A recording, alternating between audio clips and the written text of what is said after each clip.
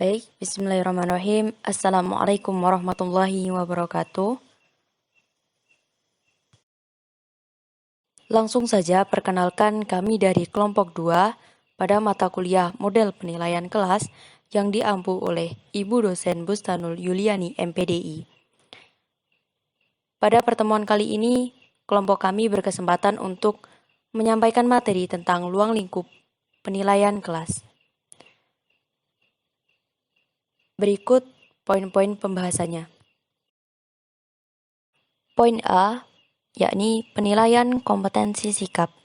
Poin B, penilaian kompetensi pengetahuan. Dan poin C, penilaian kompetensi keterampilan. Masuk kepada pembahasan yang pertama, yakni poin A, penilaian kompetensi sikap.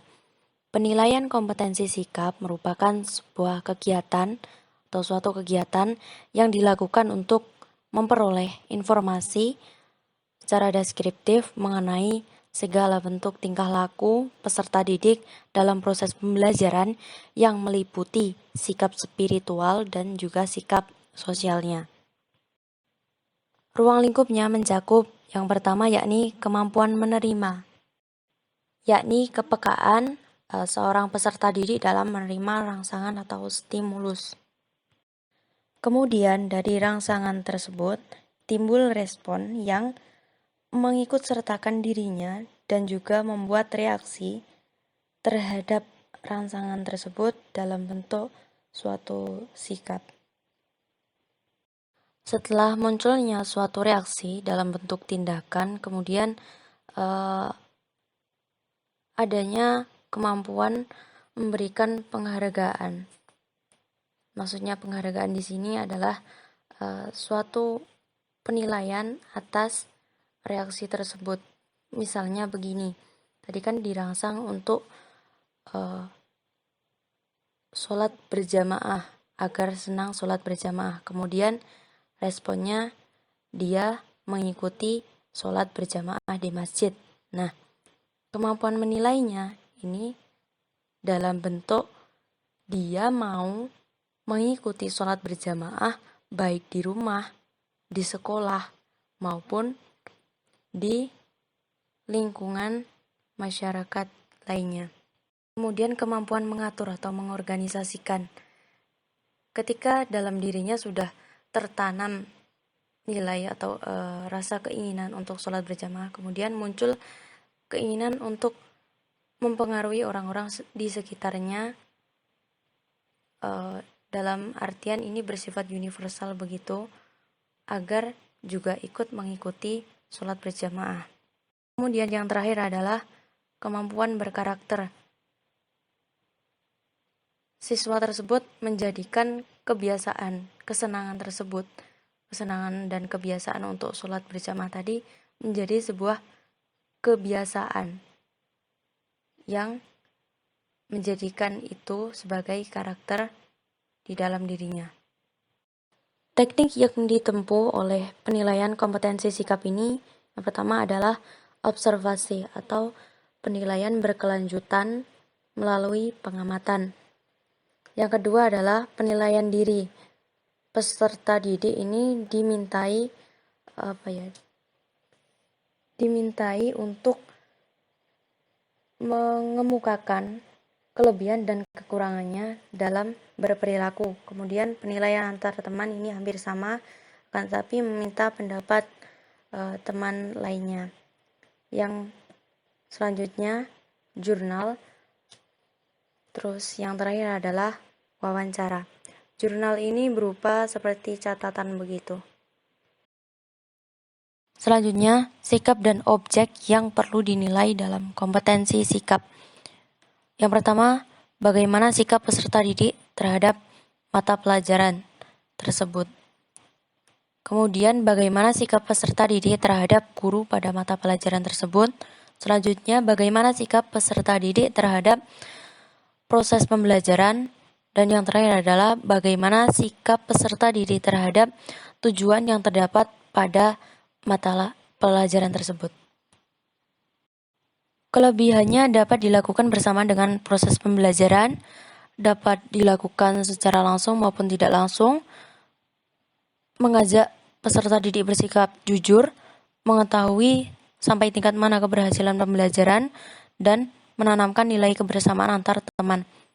Kemudian kekurangannya adalah sulit dilakukan apabila peserta didiknya banyak.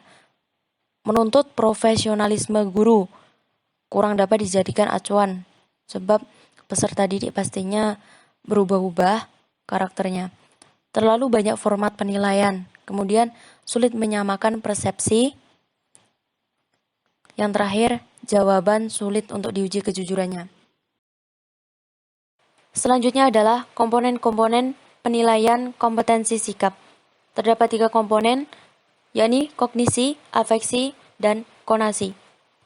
Kognisi akan menimbulkan persepsi mengenai sesuatu yang dilihatnya. Kemudian, komponen afeksi memberikan suatu evaluasi emosional yang berupa perasaan senang atau tidak senang, setuju atau tidak setuju terhadap objek yang dilihatnya tersebut.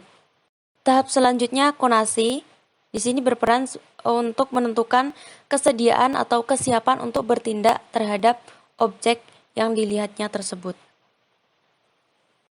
Slide selanjutnya akan dijelaskan oleh rekan saya. Ya, selanjutnya saya akan menjelaskan mengenai penilaian kompetensi pengetahuan. Yang pertama adalah pengertian. Penilaian kompetensi pengetahuan atau kognitif adalah penilaian yang dilakukan guru untuk mengukur tingkat pencapaian atau penguasaan peserta didik dalam aspek pengetahuan yang meliputi ingatan atau hafalan, pemahaman, penerapan atau aplikasi, analisis, sintesis, dan evaluasi. Lalu untuk ruang lingkupnya sendiri, itu yang pertama adalah pengetahuan atau hafalan, yakni kemampuan seseorang dalam mengingat. Selanjutnya adalah pemahaman, kemampuan untuk mengerti. Selanjutnya lagi adalah ada analisis, yaitu kemampuan untuk menguraikan, dan penerapan, yakni kesanggupan menggunakan ide. Lalu sintetis, kemampuan untuk peserta didik berpikir, dan yang terakhir adalah evaluasi, yakni kemampuan untuk mempertimbangkannya. Nah, teknik dan indikatornya ada 3, yakni tes tulis, tes lisan, dan penugasan.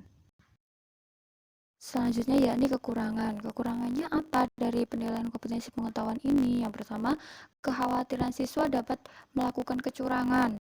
Yang kedua, kesalahpahaman antara jawaban yang dikemukakan siswa dengan yang dimaksud guru. Biasanya ini untuk pada tes tulis ya, untuk soal uraian. Untuk yang kelebihannya dapat mengukur kemampuan siswa di tempat yang berbeda dengan waktu yang bersamaan. Yang kedua, dapat melihat kepribadian siswa. Yang ketiga, membina siswa untuk terbiasa mencari, mengolah, dan mengelola informasi yang tersedia. Dalam penilaian kompetensi pengetahuan ini pun juga ada macam-macam dimensinya, ada 4 dimensi. Yang pertama, dimensi pengetahuan faktual, yakni pengetahuan faktual berisi elemen-elemen dasar yang harus diketahui siswa ketika mereka harus mencapai atau menyelesaikan suatu masalah. Yang kedua, dimensi pengetahuan konseptual, yakni pengetahuan tentang bentuk-bentuk pengetahuan yang lebih kompleks dan terorganisasi. Yang ketiga, dimensi pengetahuan prosedural, yakni pengetahuan tentang bagaimana urutan langkah-langkah dalam melakukan sesuatu. Yang terakhir, yakni dimensi pengetahuan metakognitif, ialah kesadaran tentang apa yang tidak diketahui dan apa yang telah diketahuinya. Ya, langsung saja di sini saya akan menjelaskan mengenai penilaian kompetensi keterampilan. Yang pertama, pengertian. Apa sih sebenarnya penilaian kompetensi keterampilan ini? Yakni penilaian yang dilakukan untuk mengukur pencapaian kompetensi peserta didik terhadap kompetensi dasar pada KI 4. Nah, keterampilan itu sendiri menunjukkan tingkat keahlian seseorang dalam melaksanakan suatu tugas tertentu. Jadi secara sederhananya, kalau menurut saya, yang dimaksud dengan kompetensi keterampilan ini adalah lanjutan dari kompetensi pengetahuan. Jika di kompetensi pengetahuan peserta didik itu tahu, maka untuk di kompetensi keterampilan ini, peserta didik diharapkan untuk bisa melakukan atau melaksanakan apa yang telah diketahui sebelumnya. Lalu untuk dimensinya sendiri, kompetensi keterampilan ini memiliki 2 dimensi, yaitu yang bersifat konkret dan juga bersifat abstrak. Nah, adapun ruang lingkupnya itu meliputi 5. Yang pertama adalah imitasi, yakni kegiatan untuk meniru sesuatu yang sederhana yang sudah pernah dilihat sebelumnya. Kemudian yang kedua yakni manipulasi. Manipulasi ini adalah kemampuan melakukan kegiatan yang belum pernah dilihat dan hanya dengan panduan yang ada atau aba-aba dari gurunya. Selanjutnya yaitu presisi. Presisi ini adalah melakukan kegiatan yang akurat sehingga mampu menghasilkan produk. Kemudian yang keempat ada artikulasi, yakni apa? Kegiatan yang kompleks dan tepat sehingga hasil kerjanya berwujudkan sesuatu yang utuh. Semisal seperti senam, ya kan gerakannya banyak ya. Kalau senam itu dari ada yang lompat-lompat, berputar, tepuk tangan, seperti itu. Selanjutnya yaitu naturalisasi. Yang dimaksud dengan naturalisasi ini apa? Yaitu peserta didik melakukan kegiatan secara refleks. Kalau sederhananya saya bisa mengatakan itu sudah luwes kalau dia bisa bermain basket. Itu refleks saja. Kalau terkena lemparan bola basket ya dia pantulkan lah atau dia pegang sesuai dengan yang ia bisa sebelumnya dari tahap-tahap sebelumnya. Seperti itu. Langsung di sini kita lanjutkan ke teknik ya. Teknik di sini yang pertama unjuk kerja atau kinerja praktik di mana guru mengamati secara langsung. Kemudian ada teknik proyek. Di dalamnya ada perencanaan, pelaksanaan, dan pelaporan hasil proyek dalam kurun waktu tertentu. Semisal ada proyek pengamatan pada kepompong yang akan menjadi kupu-kupu. Nah, biasanya itu akan ada kurun waktunya, sebelumnya sudah direncanakan seperti itu. Lanjut lagi untuk portofolio. Portofolio ini di mana guru melihat dari rekam jejak hasil pembelajarannya dari awal itu seperti apa. Nah, di situ nanti akan diketahuinya. Langsung yang terakhir adalah pembuatan produk ya. Kalau untuk pembuatan produk ini sepaham saya mungkin seperti membuat lukisan misal atau membuat sebuah naskah drama seperti itu. Selanjutnya yakni kekurangan dan kelebihan. Kekurangan dari penilaian kompetensi keterampilan ini apa? Yang pertama adalah sulit dilakukan pada jumlah peserta didik yang terlalu banyak. Selanjutnya yang kedua membutuhkan kecermatan dalam melakukan penilaian.